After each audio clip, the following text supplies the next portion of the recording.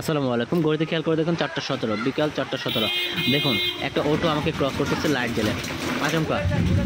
হঠাৎ করে খুব গরম বেড়ে যাওয়ার কারণে রাস্তায় ছিলাম, কারেন্ট ছিল না, এই জন্য রাস্তায় ছিলাম পরিবার সকলকে নিয়ে। হঠাৎ করে অন্ধকার নামা শুরু করলো, পিক আপ গাড়ি, সেটাও লাইট জ্বালা চলতেছে। প্রচণ্ড গরমে যখন হতাশ ছিলাম, কারেন্ট ছিল না, তখন বাইরে দাঁড়ানো ছিলাম গেটের পাশে, কিন্তু হঠাৎই করে অন্ধকার এমনভাবে নেমে আসলো যে রাত এবং দিন এটা বোঝার কোনো মানে তফাৎ করার মতো কোনো কিছু ওয়ে ছিল না। আর প্রচণ্ড ঝড়ো বেগে বাতাস শুরু হলো, বালু উঠতেছিল। মসজিদের ঘড়ি দেখা যাচ্ছে এখন বিকাল 4:20 কাছাকাছি। অন্ধকার, কোনো কিছুই বোঝা যাইতেছে না। আর হৃদয় আসছে, হৃদয় বলতেছে হৃদয়কে ফোকাস করার জন্য, কিন্তু কীভাবে ফোকাস করবো? তারপর ফ্ল্যাশ ধরলাম। আসলে এমন অন্ধকার হয়েছে যা বলার বাইরে, এবং অন্ধকার সাথে প্রচুর পরিমাণে বাতাস। তো বাইরে সবাই ছিলাম, কিন্তু ভালো হওয়ার কারণে ভেতরে চলে আসতে হলো।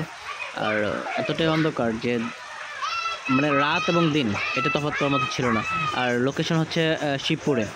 প্রচণ্ড ঝড় বাতাস শুরু হলো, দিনের অবস্থা খুবই খারাপ।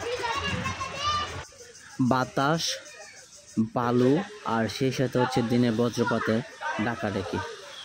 গাছপালাগুলো বাতাসে ভেঙে ফেলা একবারে উপক্রম শুরু হয়ে গেছে।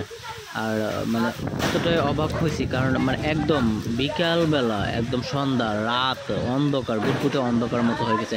রাস্তায়, বাড়ি ঘরে মানুষ কাউকে কোথাও দেখা যাচ্ছে না, কোথায় কী আছে কোনো কিছুই দেখা যাইতেছে না।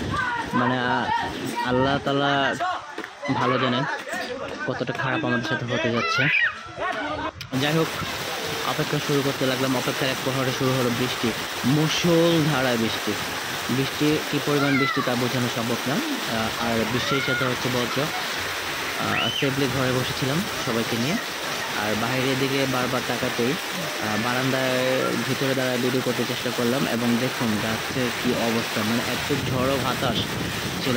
আমার মনে হয় না যে এই বছর আমি এর থেকে বেশি বাতাস দেখছি। আর একটু আগে দেখতেই পাচ্ছেন যে ঠাড়া কীভাবে বৃষ্টি দিল। আল্লাহ আল্লাহ তুমি ভালো জানো।